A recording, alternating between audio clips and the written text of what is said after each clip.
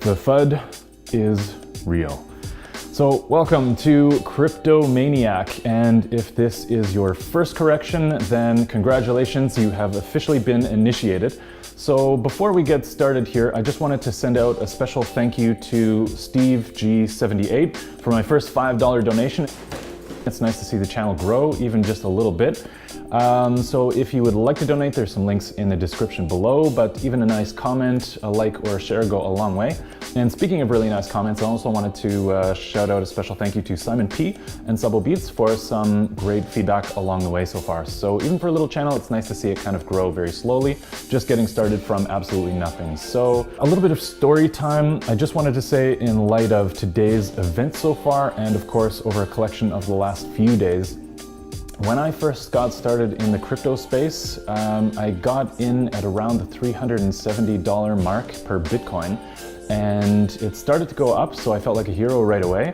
And then there were news reports that were coming out saying that Bitcoin was dead, the community was going to implode on itself because of the whole scaling debate, which I didn't realize had been going on already forever.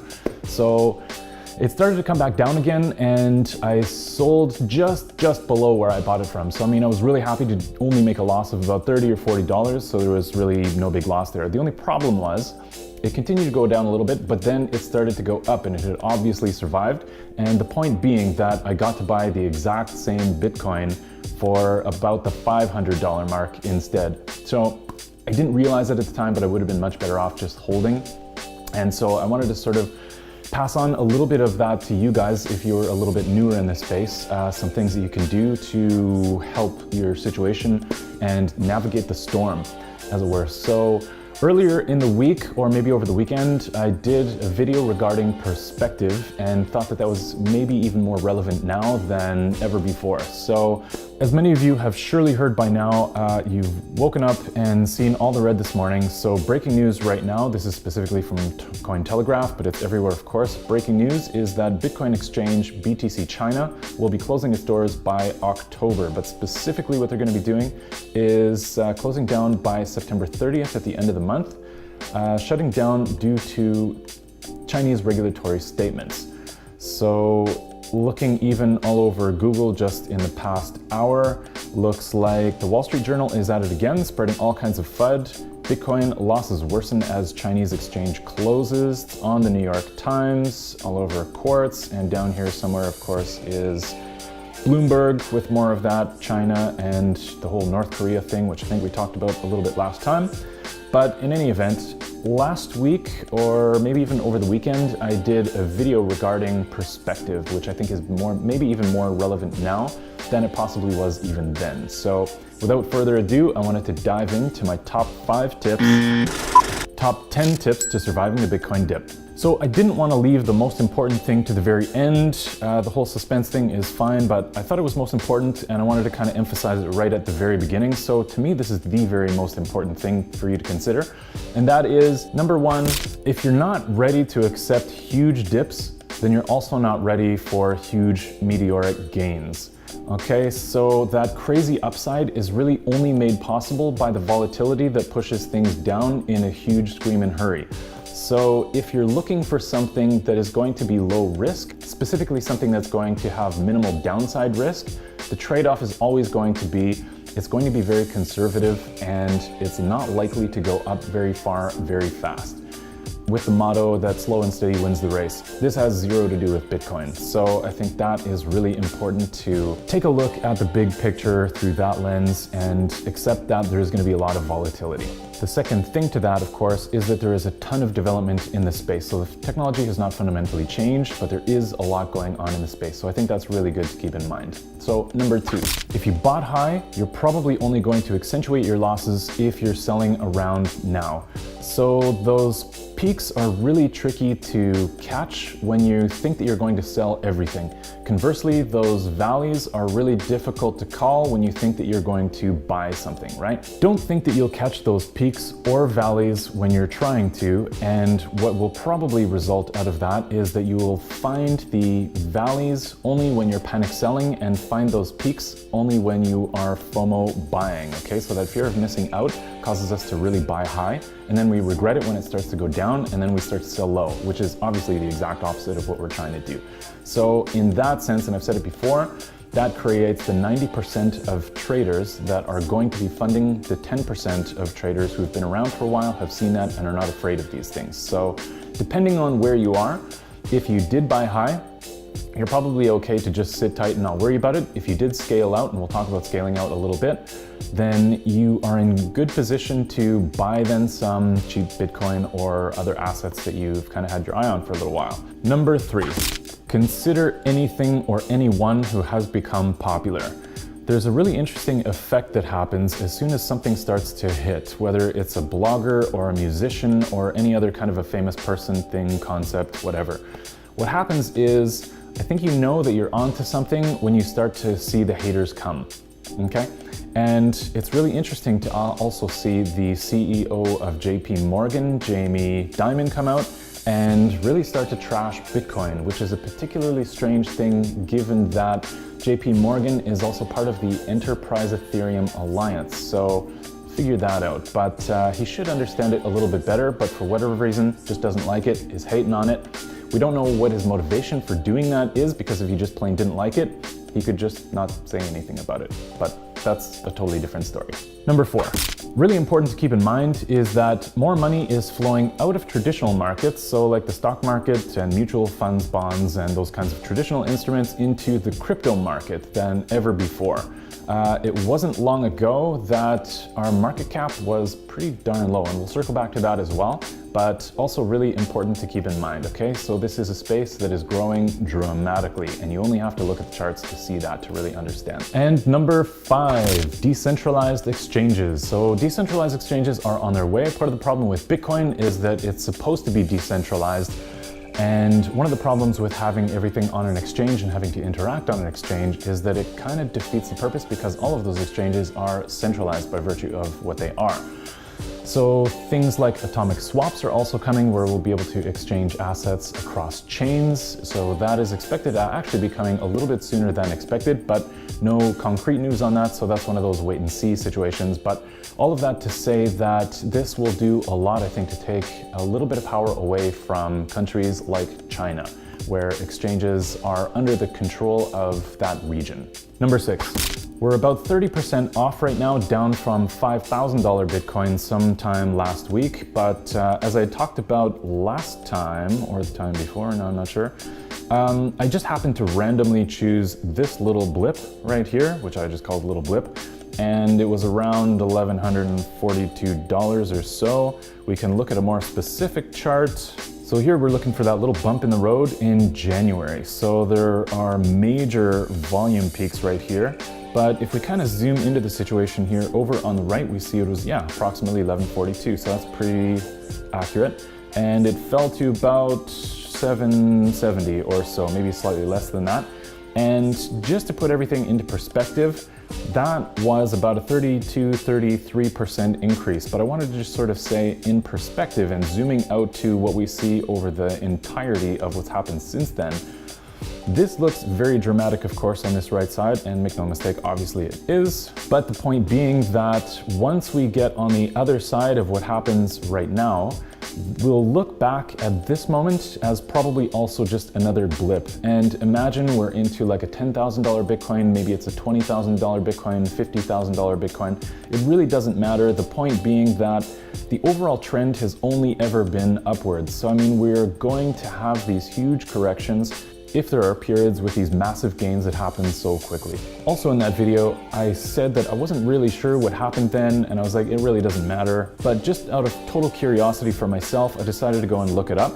What happened was, surprise, surprise, it was China again. So here from Fortune Tech Magazine, and it looks like it was syndicated from Reuters on January the 6th, Bitcoin plunges just on that one day. The totality of it, like I said, was about 33%, after China's central bank urged investors to take a rational, cautious approach to investing in the digital currency. So they had already warned their people, just stay away from Bitcoin and you'll be just fine, which caused all kinds of fear, uncertainty, and doubt in the market, and it went down huge. So just to drive that home, a few days later on the BBC, also China cracks down, sending Bitcoin sliding. So it was really all over the place, and exactly the same thing happened. Did Bitcoin die? No. Did everybody think it was gonna die? Yep. Did it survive after? Yep. We just broke through or came to a $5,000 Bitcoin, and now we're sliding again. But there's no real reason for it to not go up again, because the technology behind it and the mass adoption that is coming has not fundamentally changed. So there really is no severe reason for panic. Could it go down even a little bit more? Yeah, it sure could, and who knows, we might even see a $3,000 Bitcoin. It might even go lower, who knows. But the point is that if you really do believe in the technology, like I've been saying all along, it just really won't matter once we're on the other side of the chart that stops right now. We can't see what's beyond there, but I think that there are honestly good things to come, and there are more things being developed on the network than there ever have been previous to this. So it still looks like a pretty bright future, whether China partakes or not. Certainly Russia has stepped up its game. Japan is apparently fully committed to the Bitcoin and to even Bitcoin mining. So China's dominance might start to dwindle, which is ultimately a good thing, again, for decentralization anyway. So not such a terrible thing in the whole grand scheme of things. Number 7, be careful also trading during these really high volume times, because sometimes those huge exchanges can also go offline and it's just absolutely lights out, probably at exactly the wrong moment, right? So I have seen it in previous corrections where somebody is trying to do a trade and it just shuts out. Coinbase or GDAX or any of the other big exchanges just plain go offline, and Twitter is absolutely aflame with complaints to those companies trying to say, I've lost a ton of money right now, please open your doors again so that I can make it right again. So you definitely don't want to be one of those people caught under that whole mechanism. Number 8, if you are going to try to time the markets, do the exact opposite, please, of panic selling and FOMO buying. When things start to get overheated too quickly, the masses start to get really excited, and again, I talked about that thing earlier. When I first got in this space, I make a buy, it goes up, I think I'm a hero, but then it comes down really quickly. So the more seasoned investors know that that is probably not a good sign, and that a correction will be quick to follow. So at the point where if you are going to start to trade, but I'm definitely not advocating that, and again, this is not trading advice, but if you are going to dabble with that, then understand that the better strategy to do is when things do start to look like they're getting overheated or things are going up really quickly, that's maybe a time to consider even scaling out. So we don't know where that exact peak is, and you probably won't catch it, so don't worry about just settling a position and selling everything all at once, but instead maybe consider taking a little bit of profit at that point, because there is probably an imminent correction coming. And at that time, you'll be in really good shape once things do go down to effectively buy some cheap Bitcoin and get back into the game, and you'll be in much better position. And there's also a lot less stress involved with that. That said, sometimes day trading can be stressful anyway. I have definitely tried my hand at it. It can work out really well sometimes, but it can work out really badly. So if you are going to do it, definitely check out some of the other videos. This video is not necessarily for that right now. There are some really good resources out there, but that can also be a really stressful thing. So definitely set rules in place for if you're going to do that. But again, out of the scope of this video for now, maybe we'll revisit that at another time. But in any event, all that to say, don't be the 90% that funds the 10% that are doing it correctly. Number 9, understand that Bitcoin has already died some 160 times already. So on the really now famous website, Bitcoin Obituaries over at 99bitcoins.com, they've been keeping a list of all the times that Bitcoin has died throughout the media, and we've got some new additions here, including the JP Morgan fiasco that's going on and all kinds of other things that have caused the market to correct, crash, dip, whatever the case may be. It's not only fun, but probably a good reminder to also go into the archives down here somewhere where, for example, in 2013, Bloomberg, for example, says the SEC shows why Bitcoin is doomed. Now, this is a $93.57 Bitcoin. And again, from 2013 in August, so some good 4 years ago. And again, we've topped out at a $5,000 Bitcoin. And keeping in mind also that the whole market cap about a year ago or earlier this year actually, sorry, was somewhere between 10 to 15, maybe $16 billion. So if we've already reached 170 something billion market cap and we're sitting at about 120 right now, that's still pretty good. So perspective.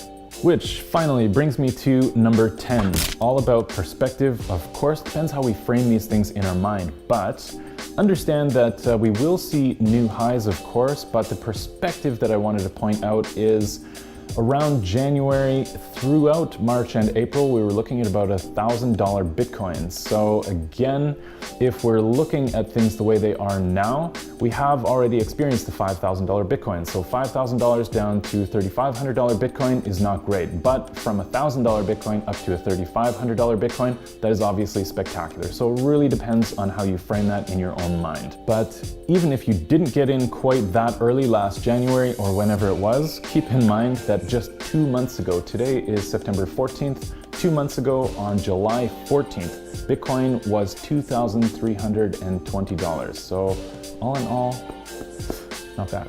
And I've also included a little bit of a bonus tip for you guys, and I think this is really important to consider that I haven't heard anybody else speak to yet, but I think it is ultra critical to the whole argument, which is you don't need to fear that Bitcoin is going to go down to zero, because I think that there are other people that are there to protect us. Specifically, they're there to protect themselves, and we're kind of along for the ride, so by virtue of that fact, we're gonna be just fine. Understand that the crypto market is made up of more than just the $120 billion that are sitting within those equities right now, but rather is also made up of all of the hardware, all of the infrastructure, the crazy electricity that it even takes to mine this stuff.